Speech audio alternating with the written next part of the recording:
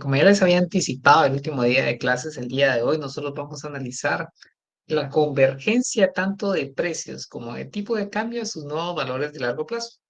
El día martes nosotros analizamos en la última parte de qué dependía la magnitud de la sobrereacción, ¿verdad? Y encontramos cierta parametrización que nos ayudaba a explicar el comportamiento de esa sobrereacción cambiaria. El día de hoy, pues va a ser la segunda parte, en el sentido de que una vez el tipo de cambio ha sobrereaccionado, pues queremos ver la forma en la cual convergen a sus nuevos valores de equilibrio, ¿de acuerdo? Entonces, para entrar un poco en contexto, les voy a presentar la siguiente información, ¿verdad? ¿Sí? Y es que para poder analizar las trayectorias de convergencia, principalmente nosotros lo vamos a hacer con los precios, pues vamos a utilizar la ecuación número 8. Si ustedes se acuerdan, la ecuación número 8 no es nada más que la ecuación de la inflación, ¿verdad? P punto. ¿Se acuerdan? Dijimos que la tasa de variación de los precios o bien del índice de precios al consumidor.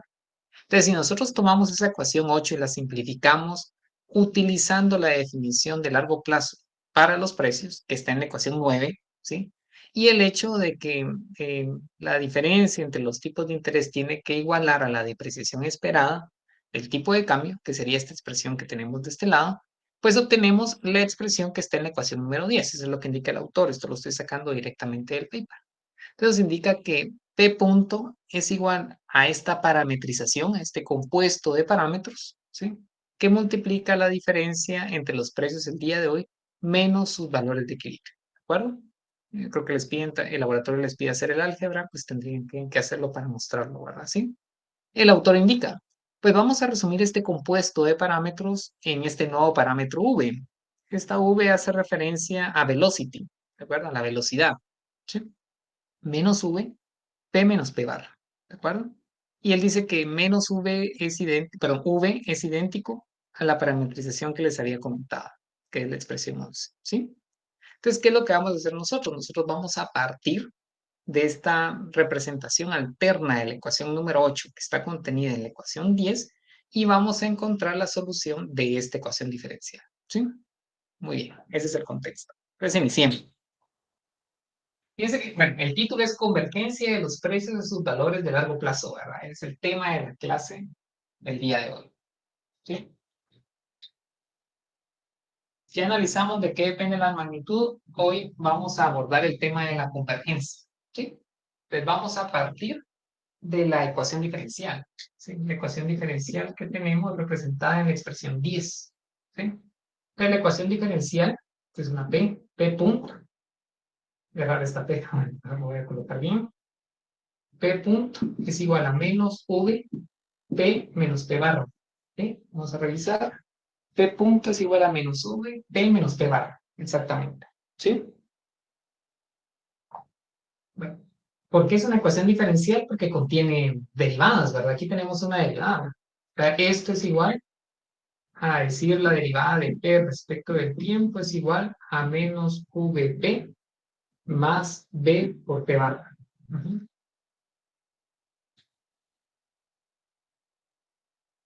Entonces, en otras palabras, jóvenes, lo que nosotros tenemos es la tasa de cambio de los precios. Es decir, tenemos una velocidad y prácticamente nosotros a partir de esa velocidad tenemos que encontrar la trayectoria que siguen los precios en su proceso de convergencia.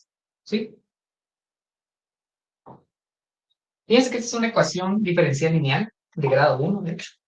Como si tuviéramos una ecuación de esta forma. X punto es igual a por X más B. ¿Sí? Recuérdense que V es un compuesto de parámetros, ¿verdad? Esta es una constante. Y P barra es una constante también, ¿verdad? Porque es un nivel de precios de largo plazo. ¿Sí? ¿Cómo resolvemos entonces esta ecuación diferencial? Fíjense que lo que nosotros podemos hacer es separar el componente homogéneo de la ecuación diferencial y a partir de ello encontrar la solución general de la ecuación diferencial. ¿Sí? Entonces vamos a trabajar primero con el componente homogéneo. ¿Sí? Componente homogéneo de esta ecuación diferencial. ¿Sí? Bueno, claramente, ¿cuál es el componente homogéneo? Es esta parte que tenemos acá, ¿verdad? O sea, este componente es una función homogénea, ¿sí? En la constante no encontramos homogeneidad. ¿Se acuerdan lo que nosotros vimos de lambda, verdad? ¿Sí? De hecho, es homogénea de grado uno. Ustedes lo ven porque es una función lineal, prácticamente. Entonces, tomamos el componente homogéneo de la ecuación diferencial, que sería, va a ser con azul, P punto es igual a menos V por P, ¿sí? Aquí tenemos una función homogénea, que es homogénea de grado uno, ¿verdad? ¿Sí? Es decir, nosotros estamos abstrayendo la parte de la constante porque aquí tiene un componente no homogéneo, ¿sí? Pero recuérdense que la solución general de la ecuación diferencial está asociada al componente homogéneo, ¿sí? Entonces, ¿qué es lo que hacemos? Resolvemos esta parte homogénea de la ecuación diferencial. Pues, ¿cómo lo hacemos? Pues reescribimos esta expresión como P punto partido P y esto es igual a menos V, ¿sí? Dejamos nada más esta constante, ¿sí? ¿Qué es lo que hacemos? Fíjense que nosotros tenemos una derivada y queremos encontrar una función de P, ¿sí? Fíjense que sería el proceso inverso a la derivación, ¿sí? En la derivación yo tengo una función P y encuentro su derivada. Ahora tengo la derivada y quiero encontrar la función primitiva. O sea, quiero encontrar una primitiva de esta derivada. Entonces, ¿cómo lo hacemos? Por integración. Entonces, tenemos que integrar ambos miembros de esta ecuación. Entonces, integramos P punto partido P respecto del tiempo, ¿sí? Y lo mismo hacemos para la expresión que tenemos a nuestra derecha, ¿verdad? Integramos menos V respecto del tiempo. Entonces, aquí tenemos una integral indefinida, ¿sí?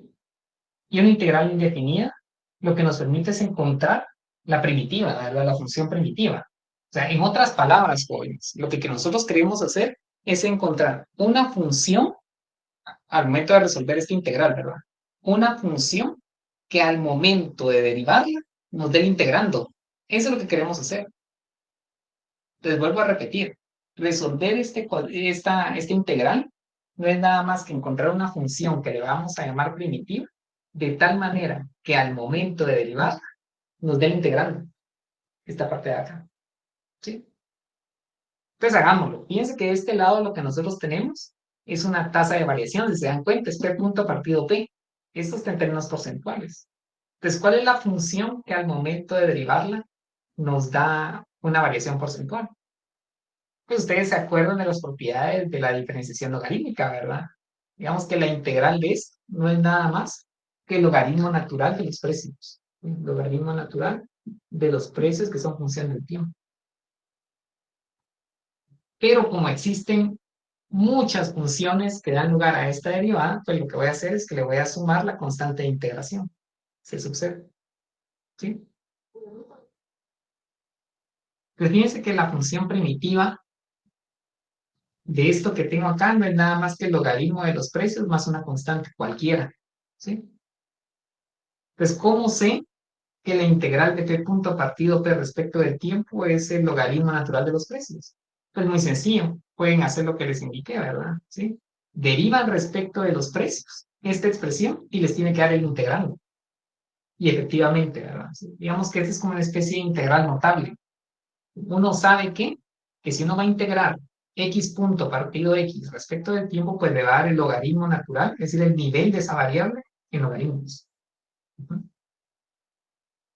Este es igual a, ayúdenme esta parte, jóvenes. ¿Cuál sería la integral de esta constante menos v? Muy sencillo. ¿Jóvenes? ¿Cuál sería? Es menos un medio de b cuadrado. ¿Cómo, Oscar? Adelante. Menos un medio de b cuadrado. Vamos a ver. Con Recuerden. respecto al, con respecto a b o con respecto al tiempo.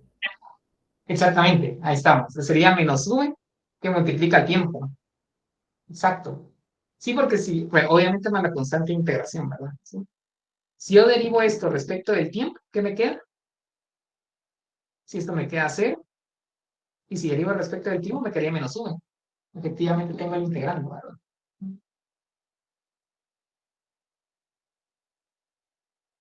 Exacto. Si fuese menos VT, ahí sería lo que nos está indicando Oscar, ¿verdad? Sí,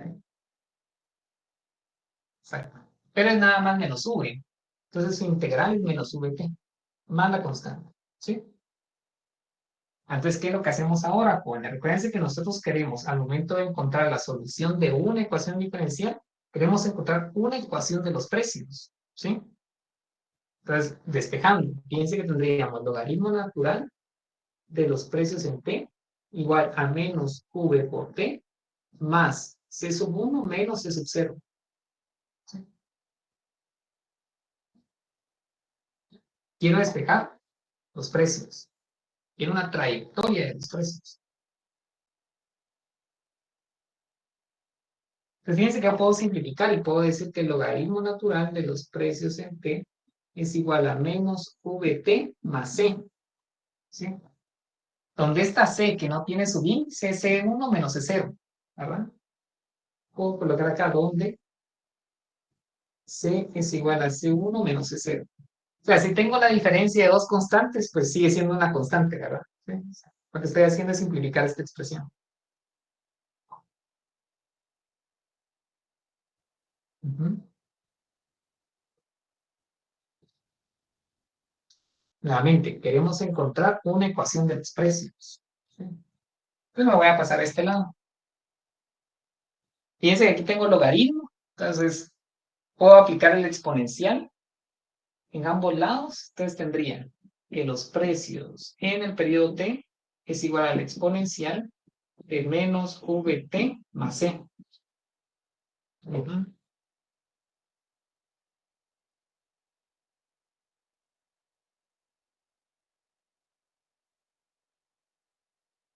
Pues aplico exponencial acá, el exponencial con el logaritmo prácticamente son, como son funciones inversas, se cancela, tengo los precios en t, igual a esta expresión. ¿Okay? Ahora, ¿qué es importante ver acá, jóvenes? Tengo el exponencial en la cual estoy sumando dos exponentes, o sea, eso viene de un producto de potencias que tienen la base e, ¿sí? O sea, esto lo puedo expresar como precios en t es igual al exponencial de menos vt que multiplica al exponencial de c. ¿Sí? Si se dan cuenta, aquí tengo el producto de dos potencias que tienen la misma base. La base E, el 2.71 y todo lo demás, ¿verdad? Entonces, ¿qué es lo que hago? Voy a copiar la base y sumo exponentes. Es prácticamente lo mismo. Lo que estoy haciendo es separar la parte constante de la expresión menos VT. ¿Sí? Entonces, yo puedo decir que los precios en T va a ser igual a una constante K por el exponencial de menos VT, donde K es igual al exponencial de C. Uh-huh.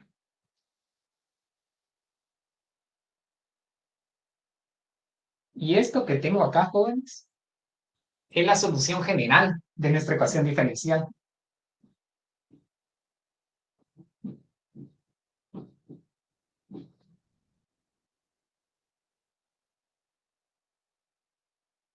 Entonces, la solución general de la ecuación diferencial viene dado por el componente homogéneo de esa ecuación, de la ecuación diferencial, ¿sí? Que es esta parte.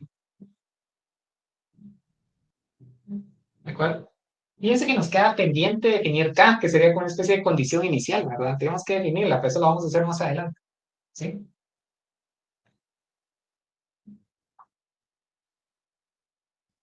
Entonces, jóvenes, recordemos, la solución de una ecuación diferencial tiene una solución general más una solución particular, ¿verdad? ¿Sí? Y la solución particular, en este caso, la vamos a vincular a la condición de equilibrio, ¿verdad? ¿Sí? O sea, es particular, es específica. ¿Específica qué? A la condición de equilibrio que nosotros vamos a imponer. ¿Sí? Entonces, jóvenes, voy a hacer como una especie de contexto de lo que estamos haciendo. Fíjense que a nosotros nos están dando una guía. La guía es la velocidad. P punto es como una tasa es una tasa de cambio, de hecho, ¿verdad? La tasa de cambio de este móvil, que son los precios. Me cuenta un vehículo, ¿sí?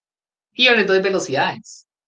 Fíjense que tengo un vehículo que se está desplazando a 150 kilómetros por hora. Ahí les estoy dando una guía. ¿Qué me tienen que decir ustedes? ¿Por dónde está ese vehículo? De acuerdo a esa indicación. Si son 150 kilómetros por hora, probablemente pues no va a ser en la Roosevelt un día viernes, ¿verdad? A las 4 de la tarde. Probablemente no sea ahí, ¿sí? Entonces, con la información dada por la tasa de cambio, cómo cambia esa variable en el tiempo, ¿sí? Su velocidad, lo que hago es encontrar la trayectoria que me va a indicar en todo momento dónde está ubicado ese móvil. Es como una especie de GPS, jóvenes, ¿sí? El GPS es la solución de la ecuación diferencial porque me va a indicar una especie de Google Maps, me va a indicar dónde está ubicado ese móvil de acuerdo a la velocidad, ¿sí? Es como esta otra trayectoria, esta otra aplicación de, de ubicación, ¿verdad? No me acuerdo cómo se llama. Mm, Waze, Lick. bueno, ¿cuál, Enrique? Waze. Waze, exactamente, Waze. Waze les dice, mire, 5 kilómetros por hora si usted se va por la sexta zona 9, ¿verdad? O se va por la Roosevelt, se va por la San Juan, o carretera El Salvador, pues lo mismo, ¿sí? Dada la velocidad que tengo acá, yo encuentro una trayectoria. Ujú. Entonces continuemos, ya tenemos la solución general, pero Waze necesita saber dónde estoy ubicado inicialmente, entonces tengo que darle la condición inicial, ¿verdad? Entonces vamos hacia eso. Entonces ahora, jóvenes, vamos a encontrar la solución particular. ¿Ok? La solución particular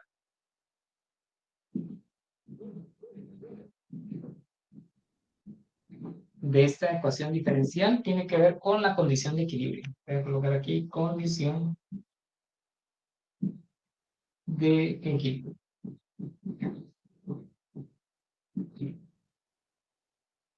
Bueno, ¿qué pasa en la condición de equilibrio? En la condición de equilibrio, tomamos la ecuación diferencial, P punto menos V, P menos P bar, ¿sí? En la condición de equilibrio, ¿qué pasa con los precios, jóvenes? Cuando no hay excesos ni de oferta ni de demanda.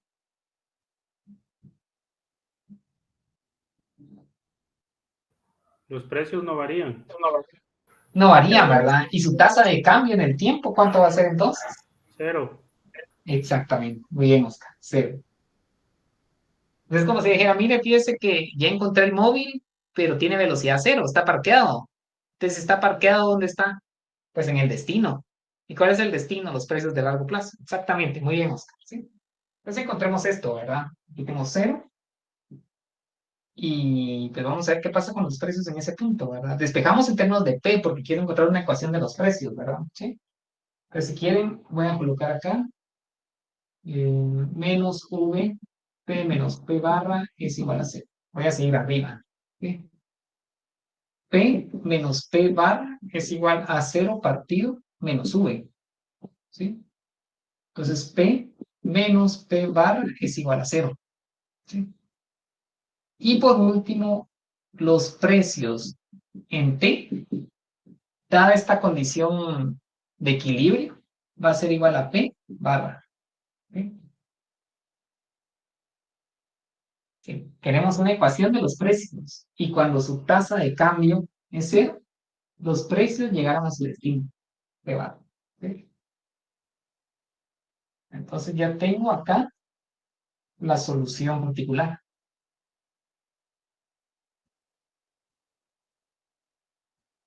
Entonces, la solución general de la ecuación diferencial viene dada por esta expresión. La solución particular viene dada por la condición de equilibrio. Los precios son iguales a los precios de largo plazo. Y ya podemos encontrar la solución conjunta de la ecuación, ¿verdad? La solución conjunta no es nada más que la solución particular más la general. ¿Sí? Pues vamos a decir que los precios en T van a ser iguales a la solución particular, P bar, más la solución general. K multiplicado por el exponencial de menos V por T. ¿Sí?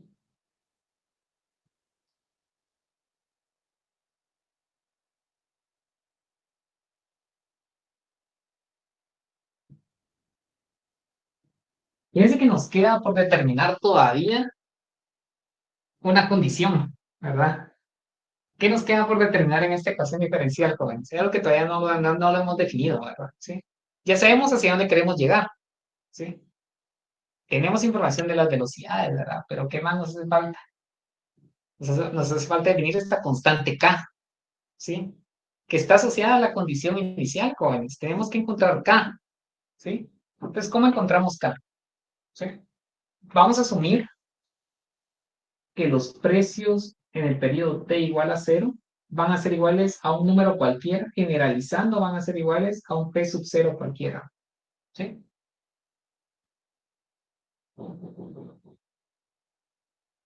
Es decir, el tipo de cambio, una vez ha sobrereaccionado, va a tener un nivel de precios equivalente a este p sub 0. ¿Verdad? Esto de acá es un real positivo. ¿Sí? Entonces encontramos el nivel de K asociado a esta condición. Fíjense que los precios en el periodo 0 es igual a este valor P sub 0. ¿Sí? Es igual a P bar más K, que multiplica la exponencial de menos V, y estoy en el periodo 0, ¿verdad? Entonces menos V por 0.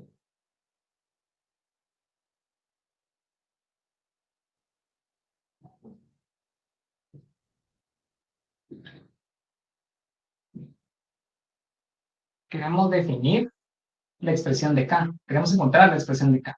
¿Sí? Pero lo que estoy diciendo es que en el periodo 0, los precios tienen un valor de 5, 10, no sé, cualquier valor aquí que sea real positivo. Y pues obviamente hago la sustitución. Y dado que estoy en el momento 0, encuentro esa condición K. Entonces tengo que P sub 0 es igual a P barra más K, que sería el exponencial de menos V por 0, sería el exponencial de 0. Y el exponencial de 0, 1. Pues ahí tengo el 1. ¿Sí? Entonces, jóvenes, K, ¿a qué va a ser igual? P sub 0 menos P barra. ¿Ven qué interesante, jóvenes?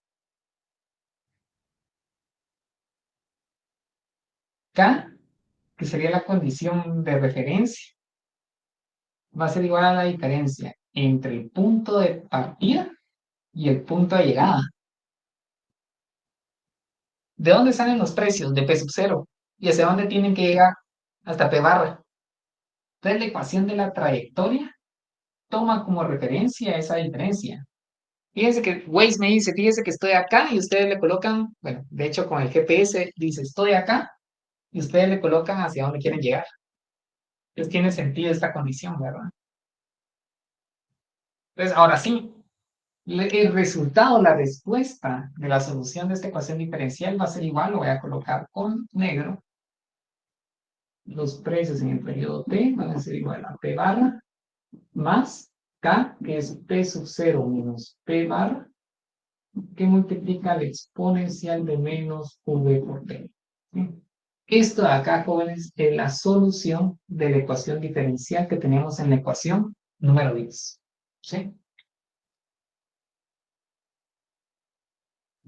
Lick, perdón, una consulta. El P sub 0 y el P barra, eso no importa el signo. Por ejemplo, si lo bajamos, el P barra sería positivo, no negativo. Digamos, tuvieron al revés. Pero no Nos sé dice si... p barra menos p0. Ajá. Sí, ahí sí tendría, digamos, incidencia en la trayectoria, porque al final de cuentas, por ejemplo, aquí tenemos una condición inicial, es decir, precios de 1. Precios barra tenemos 4, por ejemplo. Pues aquí la diferencia nos va a quedar positiva. Esa es como una especie de ponderador a la velocidad, ¿verdad? La velocidad que tenemos de este lado. Si en dado caso nosotros cambiamos la expresión, pues nos va a quedar que los precios, en lugar de ir aumentando lentamente, van a ir cayendo, porque esto le quedaría, digamos, negativo. Recuerden que los precios están subiendo, ¿verdad? ¿Sí? Entonces pasarían de un valor, por ejemplo, de 1 a 4, ¿sí? Entonces aquí le quedaría con signo menos, ¿verdad? ¿Sí? Entonces el crecimiento va a ser cada vez menor. Si usted cambia los signos, pues obviamente la trayectoria iría en sentido contrario. Perfecto, Lick, muchas gracias. Entonces tiene que ser, digamos, en la diferencia condición inicial y condición final, ¿sí? Entonces revisemos los jóvenes en nuestro paper. Vamos a ver si es consistente con lo que el autor señala, ¿sí? Fíjense, aquí tenemos los precios en el periodo T. Aquí tenemos la ecuación que describe la trayectoria de los precios en su proceso de convergencia. Entonces tenemos P bar, efectivamente tenemos P barra, más P sub 0 menos P barra. P sub 0 menos P barra, ¿sí? Multiplicado por el exponencial de menos V por P. Entonces, efectivamente, encontramos la solución de la ecuación diferencial dada por la expresión número 10. Jóvenes, repitiendo, ¿qué es lo que nosotros estamos encontrando? ¿Cuál es el objetivo de la solución de la ecuación diferencial? ¿Sí? En una ecuación diferencial es una ecuación que contiene derivadas. Esta es una ecuación diferencial. La ecuación diferencial me da la tasa de cambio de un móvil, en este caso de los precios, de un objeto, me da su tasa de cambio, su velocidad, si quieren verlo así. Entonces, dada la velocidad, lo que hago es encontrar una ecuación que me describa la trayectoria que está siguiendo ese móvil en cualquier momento del tiempo, ese objeto en cualquier momento del tiempo, ¿sí? Entonces, la solución no es nada más que una ecuación de esa variable en términos de tiempo, si quieren verlo de esa manera, ¿sí? Ahora, ¿qué propiedades tiene esta expresión que nosotros acabamos de encontrar? Pues analicémoslo un poco en sentido de lo que Fernanda nos estaba comentando. Utilizando la ecuación diferencial, imaginémonos que t es igual a 0. Si t es igual a 0, jóvenes, ¿qué debería pasar con los precios antes de verlo en la ecuación diferencial? O sea, el tipo de cambio va sobre-reaccionado, ¿y qué pasa con los precios? ¿Será que se mueven de su destino? Como son rígidos al momento de la expansión monetaria y la depreciación del tipo de cambio nominal, pues los precios no se mueven de su destino, de su lugar de partida, ¿verdad? Entonces, ¿qué debería pasar con los precios? Los precios aquí deberían ser iguales. A uno, ¿no? Exactamente, que fue el valor que nosotros impusimos, Fernanda. Sí, en este caso, pues sería P sub 0, ¿verdad? Que sería la generalización, pero efectivamente para el ejemplo que yo les di, Fernanda, sería 1. Revisemos si es cierto. Entonces, fíjense que lo voy a hacer acá. Precios en 0, utilizando la solución de la ecuación diferencial, sería P barra más P0 menos P barra multiplicado por el exponencial de menos V. Jóvenes, aquí lo tengo que hacer bien, ¿verdad? Mejor voy a borrar esto.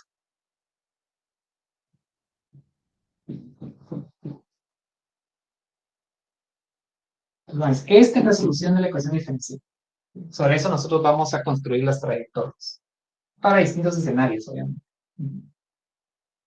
Dijimos si t es igual a 0, entonces ¿qué tenemos? Tenemos que los precios en el periodo 0 van a ser iguales a p barra más p sub 0 menos p barra multiplicado por el exponencial de menos v por 0. Es esto, ¿se acuerdan que me da 0, exponencial de 0, 1? Y me quedaría, perdón, así, p sub 0 es igual a p barra más p sub 0 menos p barra, porque esto se vuelve 1, ¿verdad? ¿Sí? Entonces, ¿qué puedo cancelar? P barra. ¿Y qué me queda? P sub 0. Exactamente, en el periodo 0, pues los precios son consistentes con la condición inicial. Es equivalente a esa condición inicial. O sea, efectivamente la ecuación diferencial está dando cuenta de eso. Si fuese con signo distinto, que era lo que nos indicaba Fernanda, pues no llegaríamos a esa condición, ¿verdad? Tendríamos acá menos P sub 0 más P barra. O bien P barra menos P sub 0. No podríamos encontrar esa condición inicial. ¿Qué es lo que pasa si t tiende a infinito? Fíjense que si t tiende a infinito es el equivalente a decir que estamos en el largo plazo. Entonces, ¿qué debería pasar con los precios en ese momento? Sin ver la solución de la ecuación diferencial, si el tiempo es lo suficientemente lejano, ¿qué debería pasar con los precios? ¿A qué deberían ser iguales? P barra. Oscar, usted le enseñó. P barra, licenciado. Nuevamente, disculpe, no le pude escuchar. A P barra.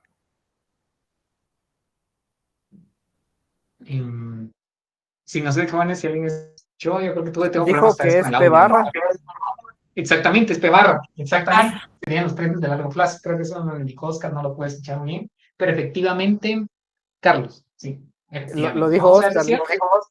Lo dijo Oscar, perdón. Entonces yo tengo mal el audio. Sí, no puedo escucharlo, Oscar, pero efectivamente son los precios de largo plazo. Gracias. Y gracias, Carlos, también. Sí. Entonces, vamos a colocarlo por acá. Entonces, los precios en T va a ser igual a P bar más P sub 0 menos P bar exponencial de menos V por algo que es muy grande, que tiene infinito, ¿verdad?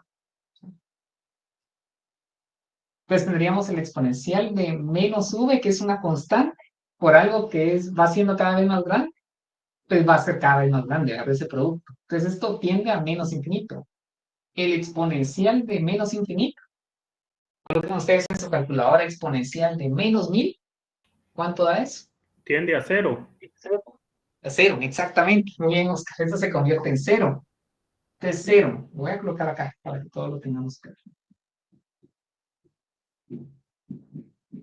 P0 menos P barra. Y esto se vuelve 0, como le indicó correctamente Oscar. ¿Sí? Entonces, 0 por esta expresión me queda 0. Y en consecuencia, los precios en el periodo T, pues llegaron a su destino. ¿Cuál es el destino? P barra. ¿Sí?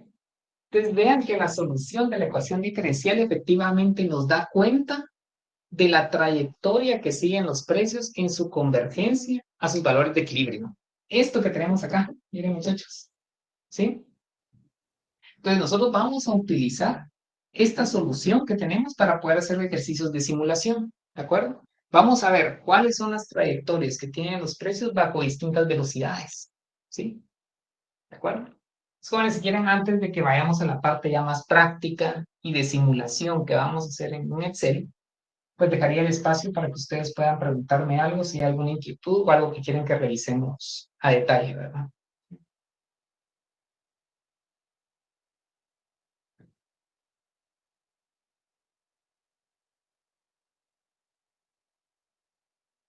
Joven, yo les indicaba a los muchachos de primera hora de que sería engañarlos diciéndoles que el día de hoy aprendimos a resolver ecuaciones diferenciales. La realidad es que no les podría decir eso porque no es así, ¿verdad? Digamos que lo que estoy haciendo es utilizar una herramienta que es importante que ustedes como economistas la conozcan para poder analizar el modelo de sobrereacción en forma mucho más formal y cuantitativa, ¿verdad? ¿Sí? Entonces, la invitación que yo les hago, jóvenes, es que ustedes practiquen las ecuaciones diferenciales. La mejor forma de aprender es practicando, ¿verdad? ¿Sí? La motivación, pues, puede ir desde practicar ecuaciones diferenciales muy sencillas, ¿sí? A otras que sean más complejas. Y lo ideal es hacerlo con aplicaciones a la economía, porque uno le encuentra sentido a, bueno, ¿por qué quiero estudiar ecuaciones diferenciales? Digamos, tal vez ustedes puede ser que lo hayan visto de forma muy somera en lo que llevan de la carrera, o bien puede ser que no lo hayan visto, es que puede ser otra alternativa. La ventaja es que, como ustedes lo pueden ver acá, no es complejo, ¿verdad? Lo que necesitan es prácticamente saber integrar, ¿sí? Que, si se dan cuenta, pues bueno, depende, hay integrales que son demandantes, ¿verdad? Pero las que uno ve acá en economía, pues no lo son tanto, ¿sí?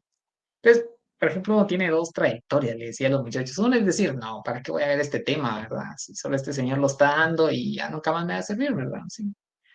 Podrían seguir esa ruta, pero no se los aconsejo, muchachos, porque estarían desperdiciando todo el potencial que tienen ustedes como economistas, ¿sí?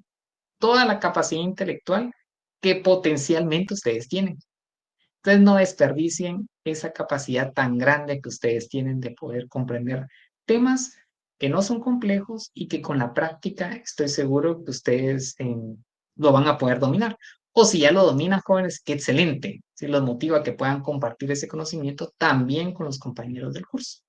Eso les va a permitir ser diestros, ¿verdad? Sí, quiero cerrar esta pausa comercial porque si no me extiendo y prácticamente ustedes ya saben el mensaje que les quiero dar.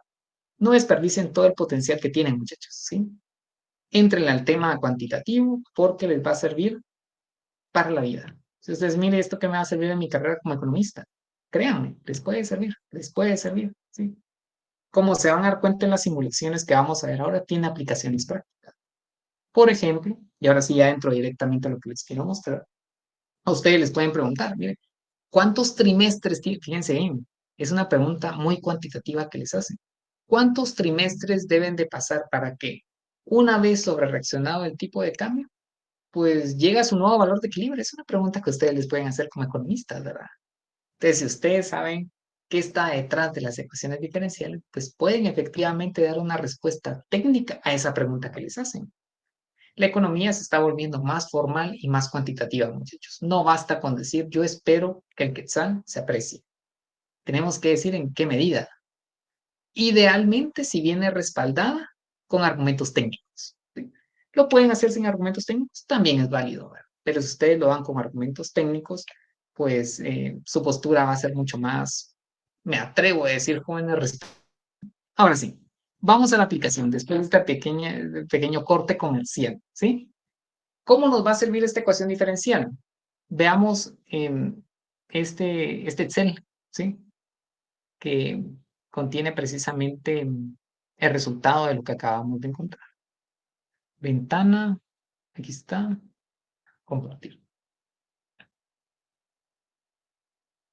Esto lo voy a quitar. Sí, ya está. Bien, jóvenes, entonces, ocultar acá. Vamos acá. Entonces, fíjense que, digamos, este tema de las trayectorias de los precios y el tipo de cambio, pues lo podemos llevar a un plano práctico, ¿verdad? Vamos a ver este ejemplo concreto. Una economía en particular que tiene precios de largo plazo de 4%, ¿sí? Precios de equilibrio. Una velocidad de 0.67 dado por la parametrización que vimos en el paper, ¿verdad? ¿Sí? Digamos que este 0.67 sale de esta parametrización que tenemos de este lado. ¿Se acuerdan que V, aquí lo tenemos, miren, es este compuesto de parámetros? ¿Sí? El autor lo resume en V y una vez ustedes estiman pi, estiman delta, estiman sigma, teta, lambda, estiman todo eso, pues ya ustedes se encuentran con esta expresión V, de la velocidad. ¿Sí? La condición inicial, los precios al momento de la sobrereacción. Recuerden que los precios tienen que subir, van a ir de una inflación de 1% a una inflación de 4%. ¿De acuerdo? Y acá nosotros tenemos la solución de la ecuación diferencial. Miren, jóvenes, P sub t es igual a P barra, P0 menos P barra por el exponencial de menos VT. ¿Sí? De tal manera que estos valores provienen directamente de la solución de la ecuación. Revisemos acá. ¿Sí? Si se dan cuenta, vamos a tomar este valor. ¿Sí? Vean acá. Tenemos P bar 4%. Y lo que quiero que ustedes observen es que las trayectorias que ustedes ven en esta gráfica salen de la solución de la ecuación. Miren, aquí tenemos P barra más P sub 0. Miren, aquí está P sub 0 menos P barra. Aquí está P barra, miren, está en azul. Multiplicado por el exponencial de menos V por P, que es esta columna que está en verde. O sea, la trayectoria que se refleja en la gráfica proviene de la solución de la ecuación diferencial. Entonces, vuelvo a repetir, es el famoso Waze. Tengo la condición inicial, eh, el punto de partida. Tengo la condición final, hacia dónde quiero llegar, pues encuentro la trayectoria en función a eso, ¿sí? Eso es lo que tenemos para este escenario base y este escenario alterno. Por el momento, pues no vemos nada más que una sola línea, que es la línea roja, porque la azul, que es la que tenemos acá abajo, está por debajo, ¿verdad? Tenemos la misma parametrización. Pero la idea es cambiar la parametrización, ¿sí? Cambiar la forma en la cual nosotros fijamos los parámetros para ver cómo cambia la trayectoria y qué tan rápido o qué tan lento convergen los precios o bien el tipo de cambio a sus valores de equilibrio, ¿de acuerdo? Entonces es un poco también lo que ustedes tienen que hacer en el laboratorio, les adelanto, porque hay un inciso del laboratorio que les pide eso. Les pide, miren, a un Excel, creo que les pide eso, ¿verdad? Más que todo para que ustedes practiquen, ¿verdad? En la cual simulen distintas trayectorias de precio y tipo de cambio, considerando distintos escenarios de parametrización, ¿sí? Entonces, eso es lo que vamos a hacer a continuación, ¿de acuerdo? Entonces, revisemos acá. Tenemos un escenario base en el cual tenemos un coeficiente de flexibilidad de precios de 0.20, ¿sí? Vamos a ver qué pasa con la trayectoria de los precios y el tipo de cambio en un escenario alterno, en una simulación donde esa flexibilidad o bien puede ser mayor o bien puede ser menor, ¿sí? Entonces, jóvenes, necesito un voluntario. para poder hacer este ejercicio. Voluntario inicialmente y posteriormente por si voluntario.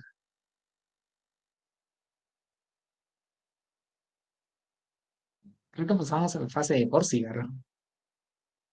Vamos a ver. ¿A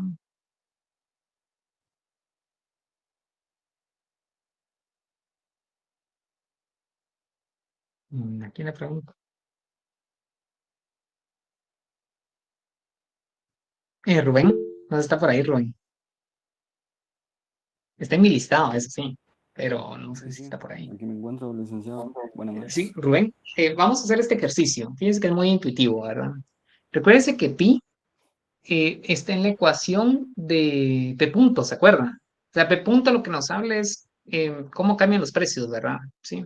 Es la inflación de la economía, está en P punto, ¿sí? Y P punto se acuerda que tiene un coeficiente de flexibilidad de precios, es el famoso pi. En este caso, ¿qué nos indica el punto 20?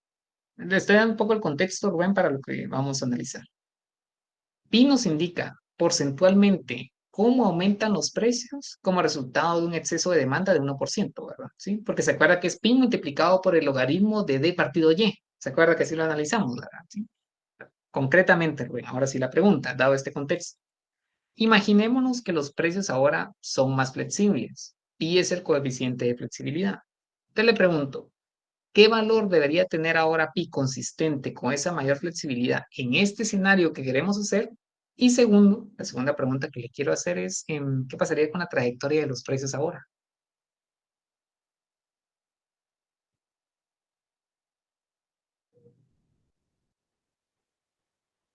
¿Será que podría repetirme la primera pregunta? Y la primera pregunta es, ¿qué valor debe tener pi o qué valor le asignaría a usted al parámetro pi en un escenario de mayor flexibilidad de precios? Tomando como base el 0.2. Tomando como referencia exactamente ese valor.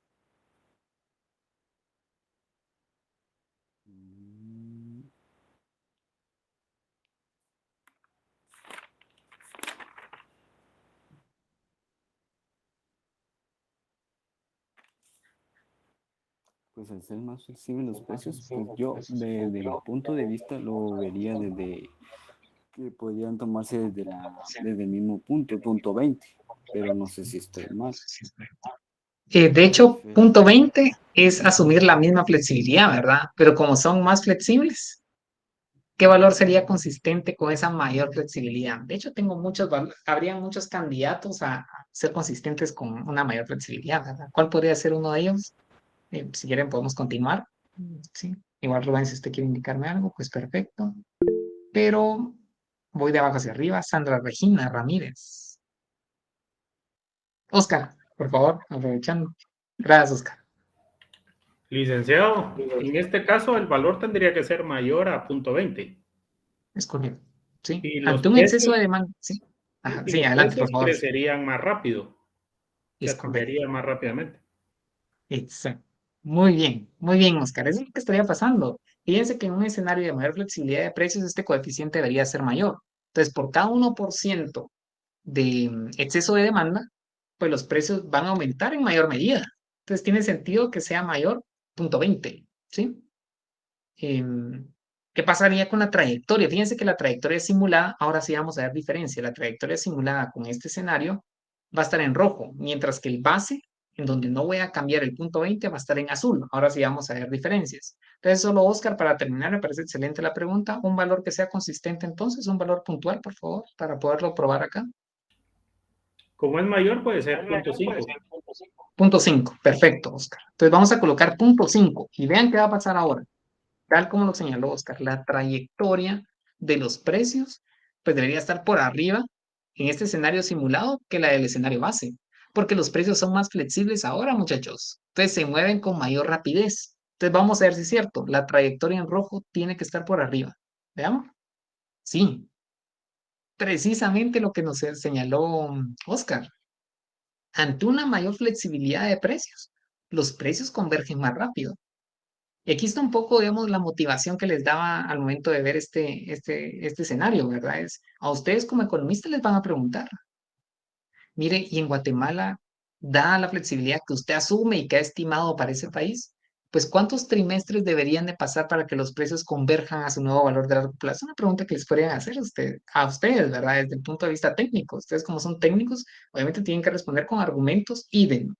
Entonces vienen ustedes y toman esta ecuación diferencial y dicen, miren, en un escenario de mayor flexibilidad, prácticamente en 4 trimestres, que sería un año, ya los precios han retornado a su valor de largo plazo. En un escenario de mayor rigidez, prácticamente pues va a requerir el doble de tiempo, 2 años, 8 trimestres, ¿de acuerdo? Entonces, fíjense que la solución de la ecuación diferencial no solo me indica la trayectoria, ¿verdad? Sino que me indica en cuánto tiempo los precios llegan a su nuevo valor de equilibrio, ¿sí? Si se dan cuenta, la trayectoria que tengo en rojo es la que está reflejada en esta columna, que es, vuelvo a repetir, la solución de la ecuación diferencial que nosotros encontramos acá hace un par de minutos, ¿de acuerdo? Muy bien, Oscar, excelente respuesta. ¿Sí? Volvemos al escenario base, 0.20. Ahora queremos ver qué pasa con delta, ¿sí? Otro candidato sería otro voluntario, mejor dicho, ¿sí? La motivación es que si me contestan bien, ¿qué es lo que pasa?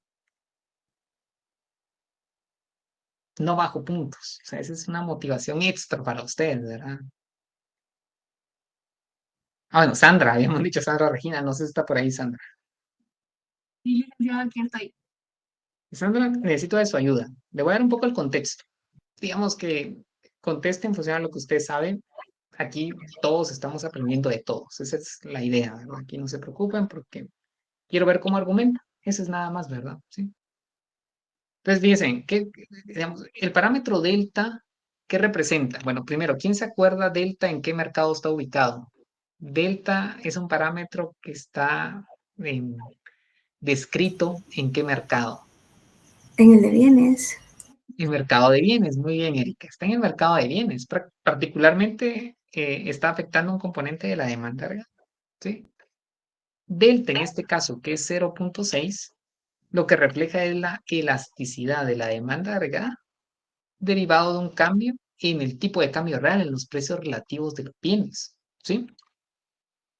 Particularmente, este punto 6 me indica que por cada 1% que aumenta la competitividad de la economía, es decir, que se abaratan los bienes nacionales, la demanda aumenta. Vean acá, inelásticamente en 0.6%. ¿Va a aumentar? Sí, porque se están abaratando los bienes. Ahora sí, Sandra. Imaginémonos un caso en el cual los agentes son más sensibles a este abaratamiento de los bienes nacionales fruto de la depreciación nominal y de un nivel de precios que no se ha movido al momento de la sobrereacción. Si estamos abaratando los bienes y los agentes son más sensibles, ¿qué pasaría con delta? Empecemos por ahí. ¿Sería mayor o sería menor a 0.6? Sería mayor, sería mayor. Sería mayor porque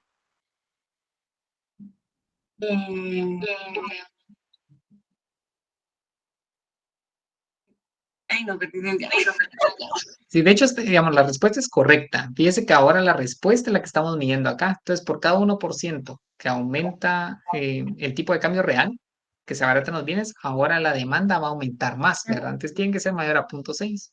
¿Cuál sería un valor entonces candidato a poder realizarlo en esta simulación que sea consistente con una mayor sensibilidad? Dígame un valor elástico. De hecho, me anticipé a decirle un valor elástico. ¿Cómo es elástico? ¿Qué valor podríamos colocar? 0.8. Nuevamente. 0.8. Eso sería todavía inelástico, Sandra. Como es elástico, tiene que ser superior a 1, ¿verdad? 1.5 entonces. 1.5. Entonces, la pregunta que le voy a hacer ahora es la siguiente, Sandra, y con esto terminaríamos con su participación. 1.5.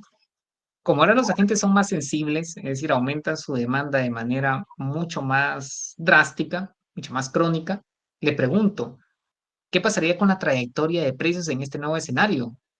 ¿Convergen más rápidamente o de manera más lenta a la condición de equilibrio? ¿Y por qué?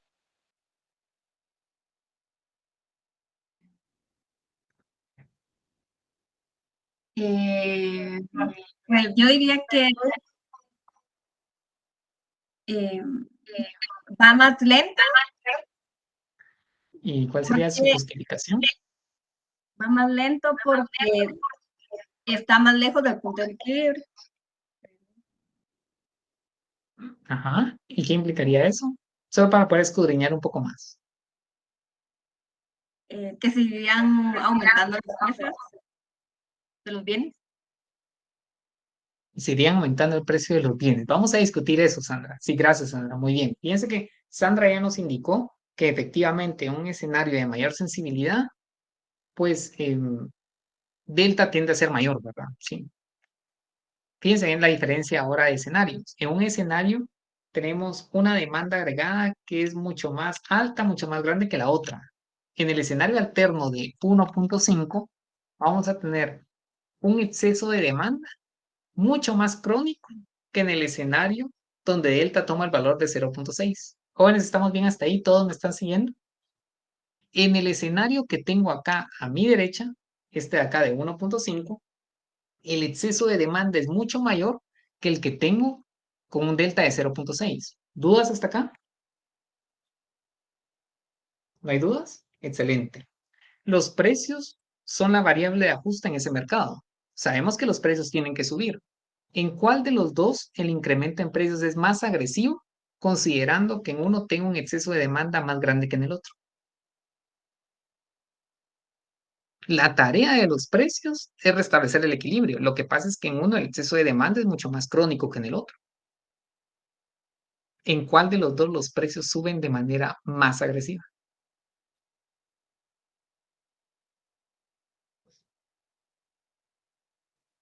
Licenciado, tendría que ser en el segundo.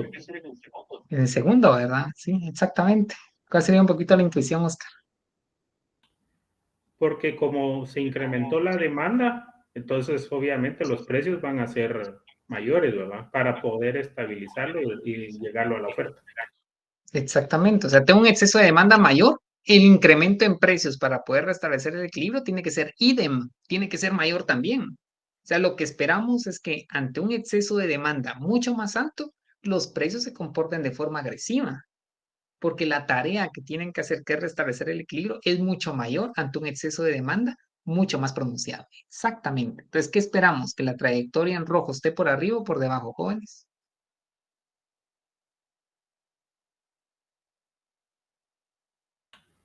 Por arriba. Por arriba, exactamente. Muy bien, Oscar. Vamos a ver si es cierto. Enter. Sí. Precisamente lo que Oscar nos está comentando. ¿Sí? Si los agentes son muy sensibles a cambios en precios relativos de bienes, prácticamente los precios terminarían siendo un poco más flexibles que un escenario de una sensibilidad mucho más baja. Exactamente, ¿sí? Entonces pueden decir, mire, ¿qué aplicaciones tiene esto? Por ejemplo, ven el caso de Guatemala, muchachos. Por eso les indico esto acá, no es que sea totalmente abstracto. ¿Qué pasa con Guatemala? Digamos que Guatemala eh, tiene a veces tipos de cambio real más depreciados, pero lo que nosotros exportamos son bienes de baja elasticidad. Entonces, por más que se estén abaratando los bienes nacionales, pues la demanda agregada no aumenta mucho. Y eso puede explicar la mayor rigidez que tienen los precios en Guatemala respecto a otros países. ¿Se dan cuenta? O sea, viene de un hecho de análisis de elasticidades, ¿verdad? Exactamente. ¿Sí? Es lo que tenemos de este lado, ¿verdad? ¿Sí? Pienso que con esto es suficiente. Ustedes van a analizar qué pasa con sigma, qué pasa con teta y qué pasa con lambda. Y van a ver cómo afecta no solo la forma en cómo reaccionan los precios y tipo de cambio, sino cuál es la trayectoria que siguen al momento de convertir a sus valores de largo plazo. ¿Sí? ¿Tienes alguna inquietud hasta acá? ¿No? Muy bien. Entonces volvemos al escenario base. ¿Y qué es lo que vamos a hacer ahora? Fíjense que ahora nosotros vamos a analizar en términos de simulación cómo lambda afecta la magnitud. Ahorita lo que acabamos de analizar fue convergencia, que está asociado al tema que recién vimos, pero también quiero que analicemos en términos prácticos, en términos de escenarios alternos, cómo distintos parámetros, valores asociados al parámetro lambda afectan la magnitud de la sobrereacción. La magnitud, no la convergencia. ¿Verdad? ¿Sí? Muy bien, entonces voy a dejar de compartir. Acá. Ujú. Muy bien, entonces vamos a analizar ahora Magnitud. ¿De qué dijimos que depende la magnitud, muchachos? Lo vimos el día martes. ¿De qué depende la magnitud de la sobrereacción?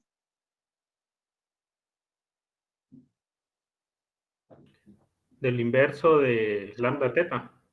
Exactamente. Muy bien, Oscar. ¿Sí? Quiero escuchar a los demás, muchachos. ¿Sí? Oscar ya tiene el 100. Quiero escuchar los demás 100. También los quiero escuchar. ¿Sí? Lambda teta, ¿verdad? Contexto. ¿Cómo afecta lambda a alguien más? ¿Cómo afecta lambda a la magnitud? Que es de hecho lo que vamos a ver, pero quiero un poco el contexto. Es en la inclinación de la proyección Q. Ajá, muy bien, eso está bien. ¿Cómo afecta a esa pendiente? ¿Cómo afecta a esa pendiente, mi hermana? Entre mayores lambda. Entre mayores lambda es menos la sobrereacción. De menos la sobrereacción. ¿Y cuál sería la explicación económica de eso, por favor? Con sus palabras, idealmente, si no ve sus copias, eso me ayudaría mucho porque quiero ver qué ha asimilado usted. Es lo malo de encender la cámara, muchachos. Veo si ven los cuadernos. Eso me Creo mi hermano. que sería digamos, como eso significa la sobrereacción, es el momento en el que el tipo de cambio se va a detener. O sea, ya no va a seguir creciendo porque ya los agentes tuvieron la idea de dónde iba a detenerse para regresar a su punto, para que se aprecie. Sí, digamos, va vinculado con variables de los comportamientos de los agentes, ¿verdad? ¿Se acuerdan que hay que analizarlo desde la perspectiva del mercado monetario, de activos financieros y obviamente pues vemos qué pasa con el tipo de cambio nominal, ¿verdad? Revisémoslo. Muy bien, gracias, Nirvana. Vamos a revisarlo en la simulación que les quiero mostrar a continuación. De hecho, como les tengo que mostrar toda la pantalla porque tengo como dos ventanas, no los voy a poder ver, pero me pueden interrumpir en cualquier momento. Es toda la pantalla, ahí está. Solo que a ver si ya tengo abierto esto, muchachos. Vamos a ver si, ahí está. Compartir, entonces ya debería estar acá y acá. Está compartiendo toda, ahí está. Ya tengo toda la pantalla. Entonces, jóvenes, fíjense que esta parte de ejercicio, de simulación que vamos a hacer para analizar la magnitud, la vamos a hacer en esta plataforma que se llama MATLAB. ¿Sí? MATLAB, laboratorio de matrices. Nos trabaja todo lo que son matrices en distintas aplicaciones, ¿verdad? Entonces, aquí podemos analizarlo también porque podemos conseguir un modelo como una serie de matrices, ¿verdad? ¿Sí? Digamos que aquí tenemos un código que contiene el modelo de Dormush, ¿verdad? ¿Sí? No voy a entrar en mucho detalle. Por ejemplo, tenemos las variables endógenas, epsilon, precios, tipo de cambio, demanda de dinero, demanda agregada, producto y tasa de interés. Variables exógenas que son principalmente del sector externo, ¿verdad? Tasa de interés externa, precios externos, masa monetaria que es exógena, ¿sí? Aquí tenemos epsilon bar, que sería el tipo de cambio real de equilibrio, ¿verdad? Y llevar, que sería el producto de equilibrio. Tenemos parámetros, delta, lambda, pi y phi, ¿sí? Delta ya lo analizamos, es la elasticidad de la demanda agregada ante cambios en el tipo de cambio real, es inelástico en este escenario base. Lambda es unitario, la elasticidad de la demanda especulativa, ¿sí? Pi, flexibilidad de precios, lo acabamos de ver en el ejemplo, es inelástico. Y phi, que está asociado a la elasticidad de la demanda transaccional. Definimos los parámetros, los valores de los parámetros en cada escenario, ¿verdad? Ese es el escenario base.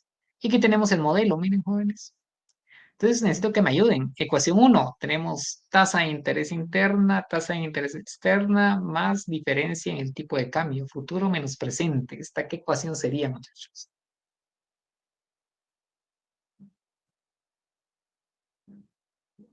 ¿A qué ecuación les hace usted referencia a esta especificación? Si no me equivoco, es la 1. Es correcto, sí. Por número lo tengo que pensar un poquito más, pero efectivamente es la UIP. Sí, la paridad no cubierta, es la ecuación 1 del modelo. Parece bien. Ecuación número 2, jóvenes. Fíjense que aquí tengo M Esto tiene más, lo puedo pasar a este lado. M menos P es igual a phi por Y menos lambda R. Rate. ¿Esta qué ecuación sería, muchachos?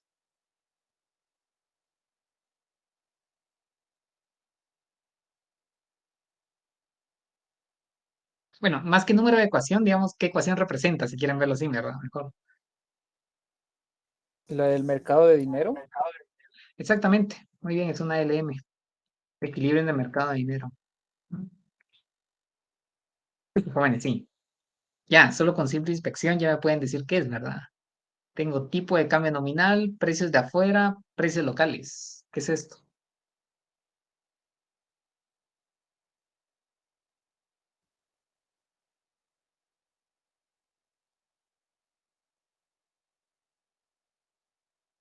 Creo que voy a preguntar, muchachos. Lo que pasa es que no los puedo ver ahorita, pero ¿quién le puedo preguntar? Cristian, se me ocurre usted. Cristian, esta ecuación 3 que tengo acá, que es igual, ¿qué representa? No es la de los precios. Precios, ajá. Precio relativo de bienes, ¿verdad? Este es el tipo de cambio real. Tipo de cambio real. Aquí, ¿qué es lo que tenemos? Tenemos llevar estos particulares de modelo. O sea, el modelo se puede tener sus variantes, ¿verdad? Aquí se está implementando de una manera análoga a la que tenemos. Tenemos delta, que multiplica el tipo de cambio real respecto del tipo de cambio de paridad, si quieren verlo así, ¿verdad? Esta es una especie de demanda agregada de A. Aquí tenemos P menos P en el periodo previo. Es una tasa de cambio de precios. Esto acá es P punto, es la inflación. Vamos acá abajo. La oferta agregada la igualo con la demanda agregada, en la IS. Y tenemos nuevamente la condición de equilibrio en el mercado monetario. Oferta de saldos reales coincide con la demanda. Termina el sistema de ecuaciones, jóvenes, y después imponemos condiciones iniciales. No me voy a detener a eso. Pasamos al shock. Miren, jóvenes, queremos generar un choque. ¿Un shock en qué variable? La variable es la masa monetaria. ¿De qué periodo a qué periodo? Del periodo 1 al 100. ¿Qué valor va a tomar? 1.1. La condición inicial de masa es de 1%. Entonces va a crecer a 1.1%. ¿Sí? Y pues nuevamente, pues ya colocamos valores finales y ocultar acá. Y ya podemos hacer la simulación, ¿verdad? En este escenario base. Entonces vamos a ver si ya tengo acá. Pues, ¿qué es lo que quiero hacer ahora, jóvenes?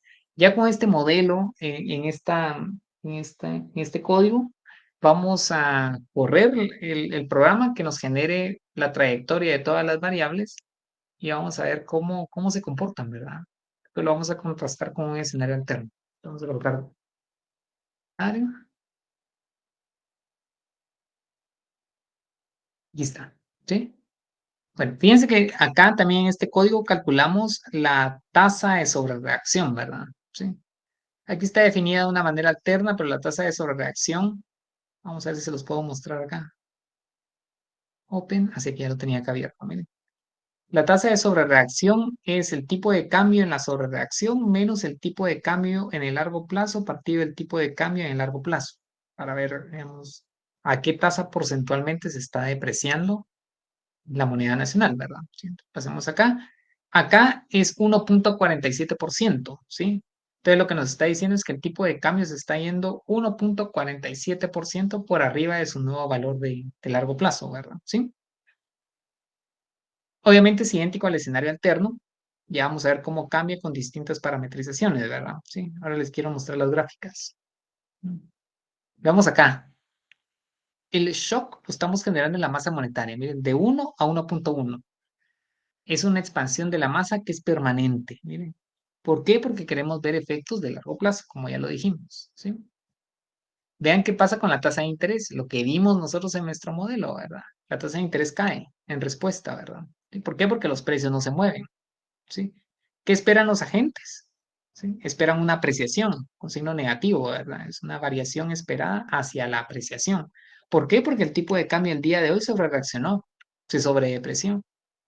¿Y qué pasó con el tipo de cambio real? Pues si tengo un quetzal devaluado con precios que no han cambiado, pues tengo más competitividad que antes, que se va diluyendo a lo largo del tiempo. Hasta acá, todo bien. Tenemos nuevamente un escenario base y un alterno.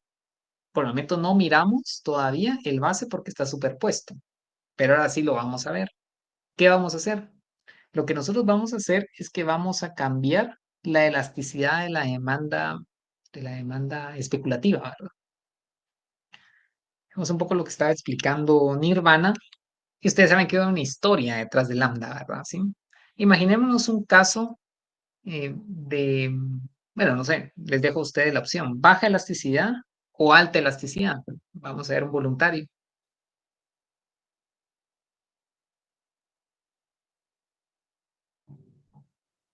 Alta Lick.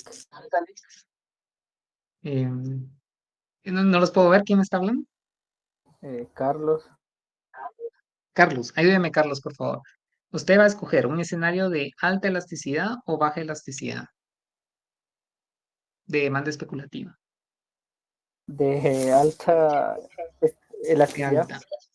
Muy bien, entonces, ¿qué valor le vamos a asignar a ese parámetro ahora? Tenemos una alternativa de muchas que podemos colocar. Podría ser 1.25. 1.25, me parece bien, ¿sí? Entonces, ¿qué nos está indicando esto? Por cada 1% que aumenta la tasa de interés, en este caso es que baja. Si quieren, lo analizamos en el contexto de la caída de la tasa de interés que estamos observando, ¿sí? En la sobrereacción cambiaria. Por cada 1% que baja la tasa, ahora la demanda de dinero aumenta más que proporcional, 1.25. Recuérdense que la demanda de dinero sube para al final del día restablecer la LM, el mercado monetario, ¿verdad? ¿Sí?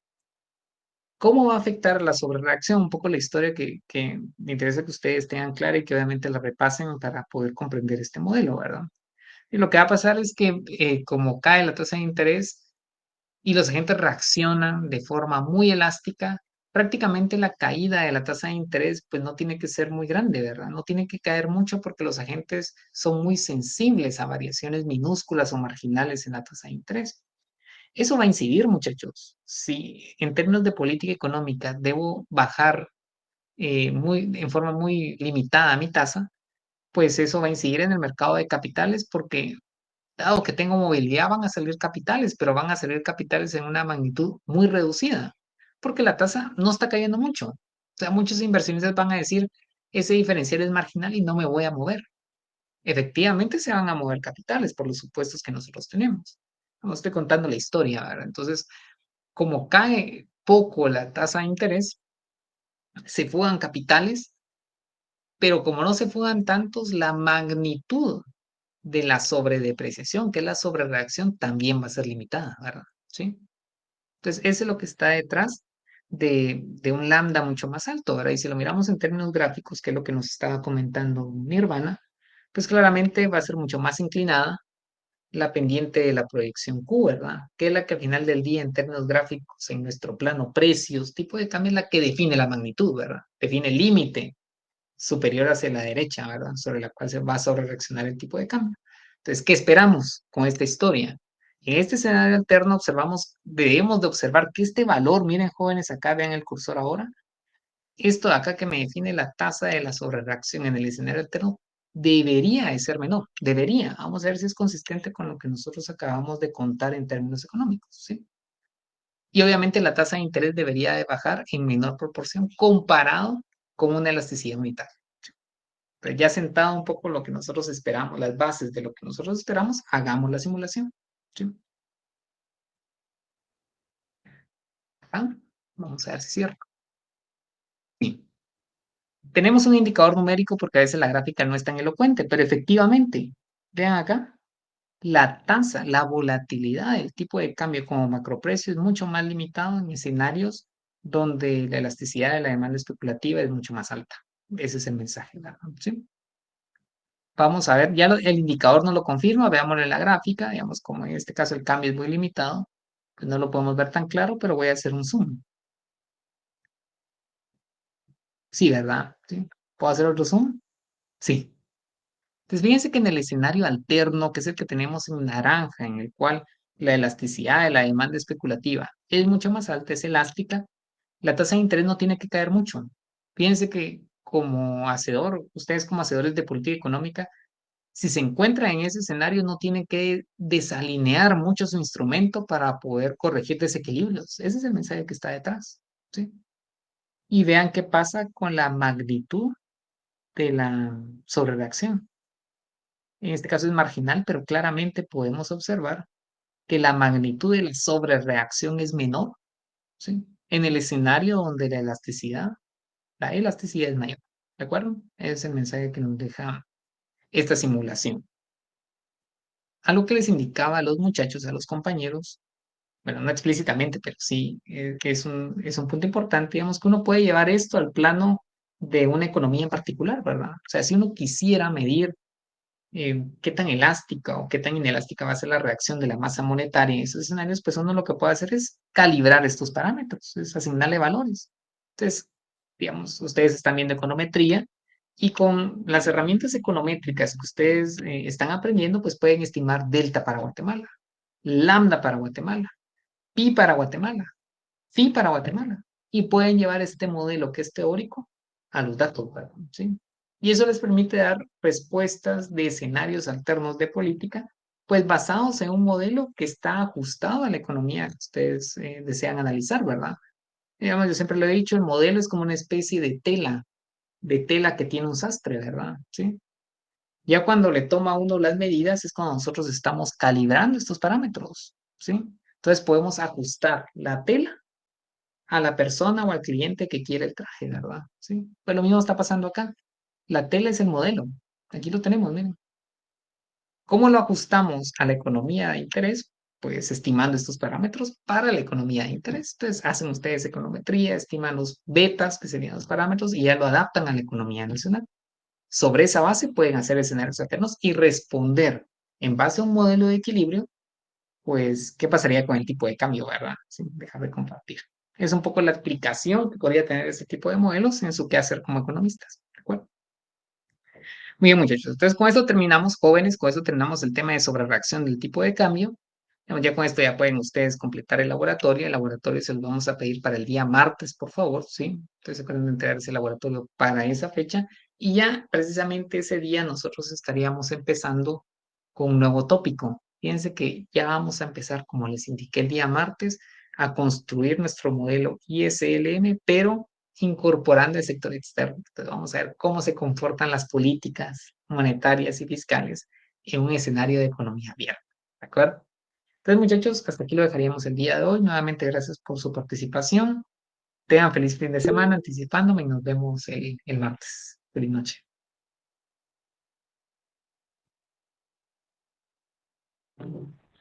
Feliz noche. Gary, buenas noches.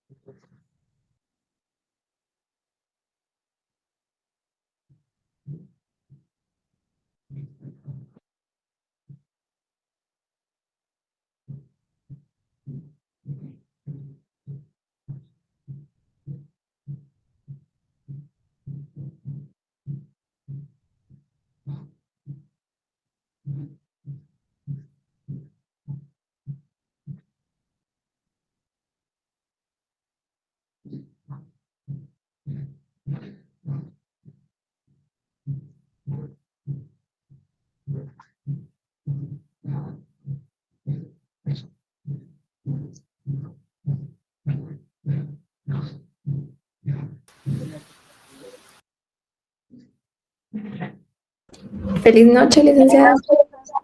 Gracias, Karen. Igualmente, buenas noches. ¿Cómo vamos con los cursos, jóvenes? ¿Cómo van las clases? ¿Todo bien? Pues hasta ahora sí. ¿Todo bien? ¿Ya se evaluaron de sus cuatro clases, no? No, solo de 2. Bueno, en mi caso solo 2. Hasta creo que el 22 y 25 o 23, algo así, comienzan los otros 2 exámenes. Sí, es que creo que los corrieron, Karen, porque me acuerdo que estaban casi que juntos, ¿verdad? Me acuerdo que uno eran la semana del 8 y otro la semana del 14, 16, creo que era, algo así. Ahora los Ajá. pasaron hasta el 20 y algo, ¿verdad?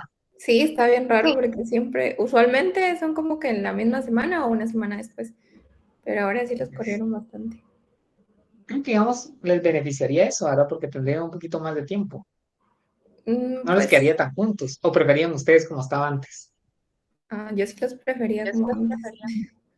Sí, ¿verdad? Es como sale más rápido eso, ¿verdad? Sí. Sí, porque después van a como estar más cercanos a los segundos parciales. Sí, a veces uno deja mucho tiempo, cuestiones así, ¿verdad? Uno ya lleva ritmo de estudio, entonces, si los Ajá. puntos son cercanos, pues uno aprovecha, ¿verdad? Pues excelente. ¿Y cómo va la práctica? ¿Están llevando ahorita la práctica, no? Sí, también. Eso absorbe mucho tiempo, ¿verdad? Prácticamente el sábado se ve en eso. Sí, porque es toda la tarde. Sí, es de 2 a 6, ¿verdad? Me acuerdo que era, no sé si sigue siendo a esa Sí, hora. a veces se alarga un poquito más de las 6. Sí. Me acuerdo que cuando era ahí presencial, ¿verdad? El sábado, bueno, antes me acuerdo que estaba vacía la U, a las 2 no íbamos a las 6, uno salía a las 6 y ahí no había nada, jóvenes. Parecía que estuviéramos en el desierto a esa hora. Sí, no. O sea, Usualmente ni en la mañana habían estudiantes, me acuerdo yo. sí, Y en la tarde eso es hasta cierto. daba miedo estar ahí. Porque Sí, eso. Estaba todo solitario, ¿verdad? Me acuerdo ajá, que a esa hora. Ahora creo que ya no es tanto por el, bueno, en su momento antes de que cerraran la U, por el tema del plan fin de semana. Pero igual creo que plan fin de semana no tiene en la tarde, sino son en las mañanas, sábado y domingo, ¿verdad? Entonces igual siempre la tarde se mantenía como muy desolado, ¿verdad? Por allá. ujú, sí, no, y yo recibía clases hasta en el S11 y en la tarde, yo salía en la tarde. Sí, pues ese 11 está abajo, ¿verdad? De los últimos edificios. Ya no había nadie. Sí, no, ahí sí, no, o sea, eso es cierto, eso es cierto. Sí, más aún ahí, ¿verdad? Que Ajá, generalmente ahí la práctica ha sido en el S, ¿qué? S6, ¿dónde? ¿verdad? S6. Sí, no, la práctica sí, la profesional. No, a esa ya no pude. Ya ni llegué al Sí, edificio de sí, área profesional. sí, sí, lamentablemente. ¿Ustedes no saben cómo va a estar eso, muchachos? Yo imagino que el otro año ya estaría normal, ¿verdad? Pues no, es que el caso sigue en el Sí. Eso MP. le iba a preguntar yo, Lick, si sabía algo. Aunque ustedes son los que tienen información privilegiada, saben más que yo. Yo no sé cómo está eso, porque la verdad es que no nos dan mucha información. Yo lo Pero que un poco lo que sabía, indica Karen, de lo que ¿sí? sabía era que el caso todavía está en el MP, entonces eso se retrasa Sí, bastante. igual, lo que me está indicando Karen, ¿verdad? Que estaban viendo no sé qué, que lo del patrimonio, cuestiones así, ¿verdad? Entonces, Sí, no, pienso y que también sí. está el hecho de que algunos representantes estudiantiles y del CSU pues no quieren que abran la U porque hay Eso elecciones. está.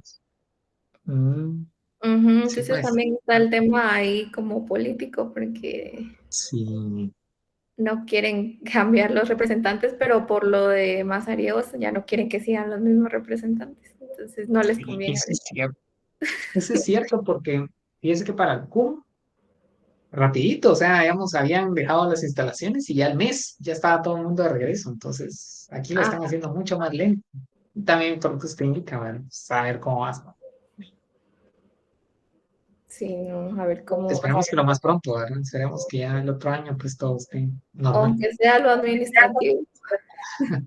Sí, porque me imagino que les ha costado ver todas esas vueltas ahora con comunicación por correos, ¿verdad? Ver cuestiones así administrativas por correo es complicado, porque si no contestaban yendo uno a la oficina, se imaginan, por Sí, correo lo dejan uno en visto hay que meses, ¿verdad? esperar Me imagino. un como boletito que le mandan, una boleta de espera, lista de espera, y a veces ni la boleta. Hay lista de espera. Ujú. ¿Y cuánto tarda generalmente esa lista de espera, esa experiencia, Karen? Ay, yo creo que fue como, solo tuve la lista de espera, nunca me dieron. O sea que siguen la lista de espera.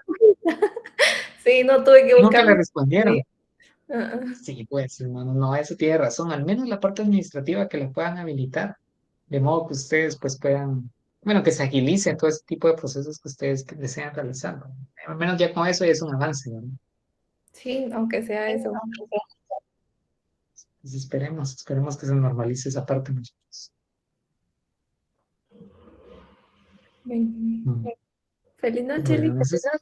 Gracias, Karen, igualmente. No sé si hay algo más, jóvenes, que me quieran comentar, aprovechando que estoy por Lick, yo acá. Si no, tenía, bueno, quería comentarle algo. Fíjese que claro. como yo solo el único curso que llevo atrasado es macro, entonces llevo otros de quinto año y justamente tengo un parcial el 24, que es jueves, si no estoy mal.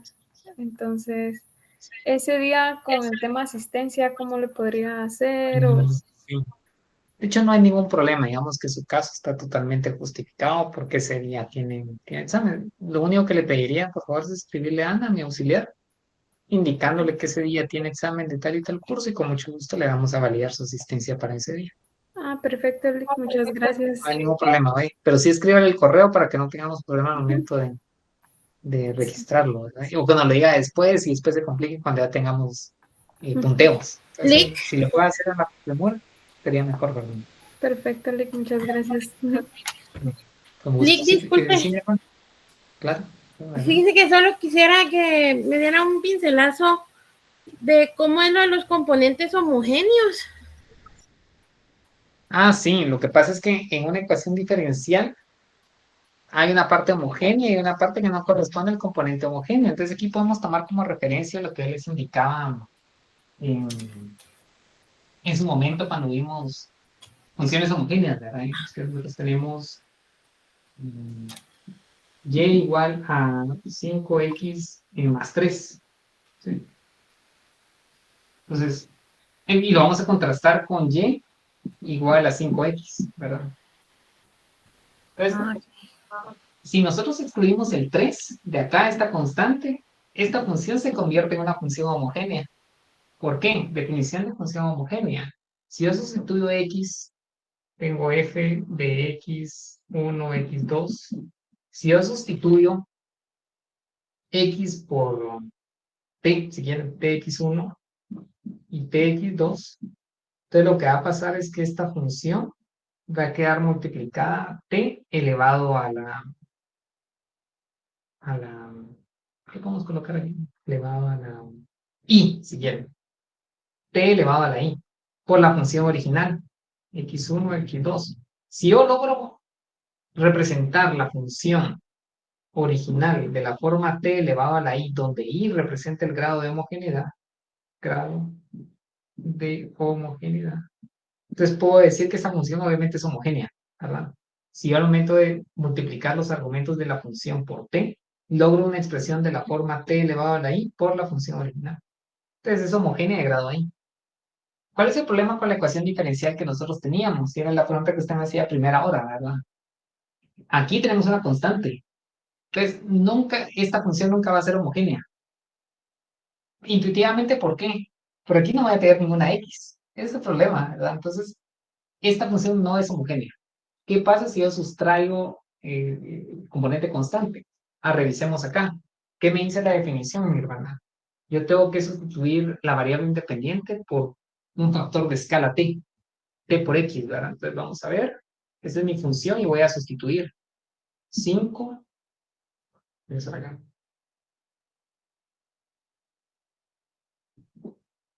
5 por t a la x, ¿verdad? Entonces es muy sencillo, ¿verdad? Porque este es 5 por t por x, o esto puede ser t por 5x. ¿Verdad? El orden de los factores no altera el producto. Y este es igual a t ¿por qué, mi hermana? 5x, ¿a qué es igual? Lo que está en rojo. ¿A y? A y, ¿verdad? Que es la función original. Entonces, ¿qué puedo afirmar de esta función, mi hermana?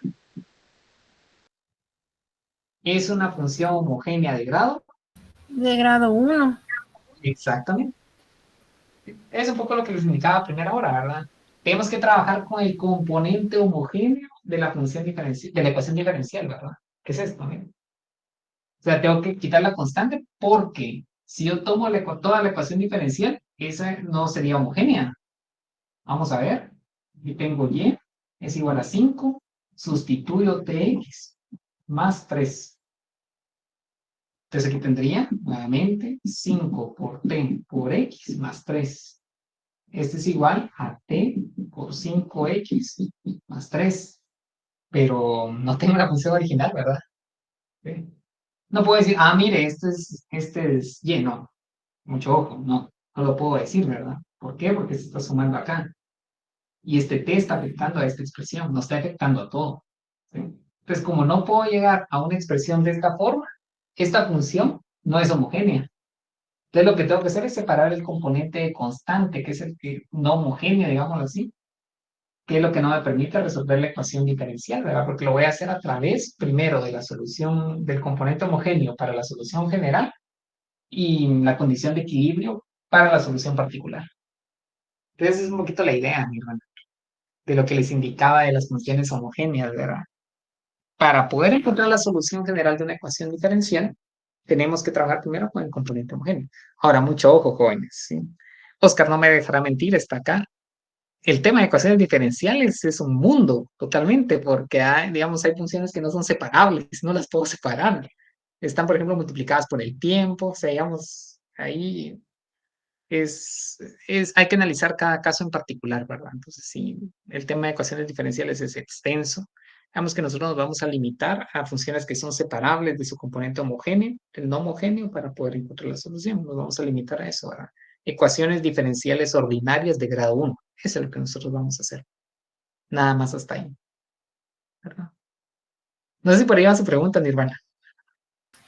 Sí, gracias, Lick. Es que solo quería darme un pincelazo, porque no es que las sepa realizar al 100, pero tengo la noción.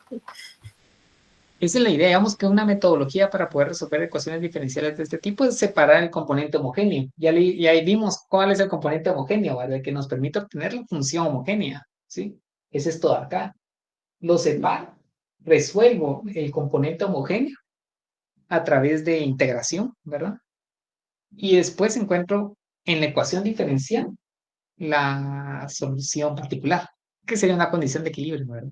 Sí, esa es la idea. Gracias, Lick. Con gusto. Entonces, muchachos, repasen ese tema. Empiecen con las más sencillas, ¿verdad? Que sean diferenciales más sencillas y después van incrementando el nivel de dificultad, ¿verdad?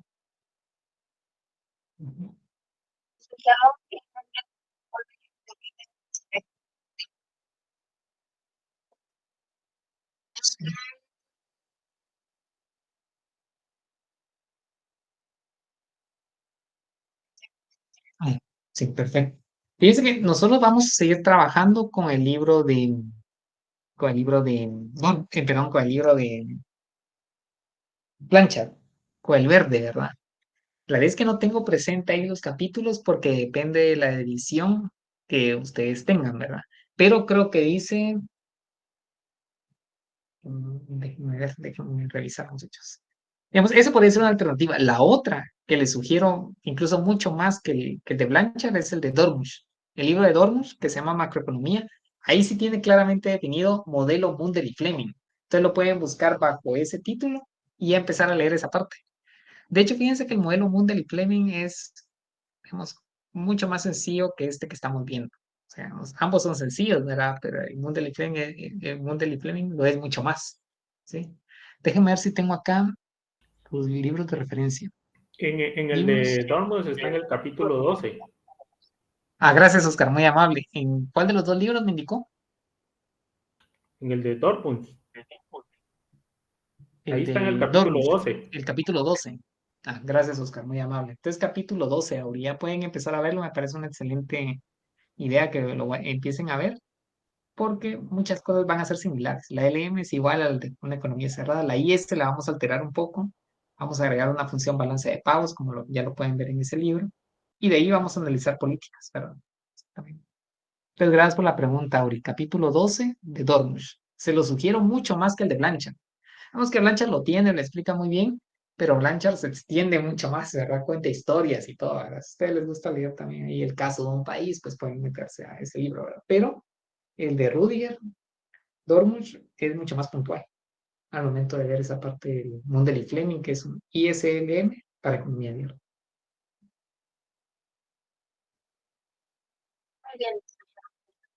No, está bien. Gracias. Bueno, jóvenes, entonces los dejo. Un gusto nuevamente verles y les agradezco nuevamente su participación, eso es muy importante. Y pues, feliz fin de semana. Nos vemos el día martes. Tengan feliz noche. Feliz noche, licenciado. Feliz noche. Buenas noches. Buenas noches. Gracias. Buenas noches.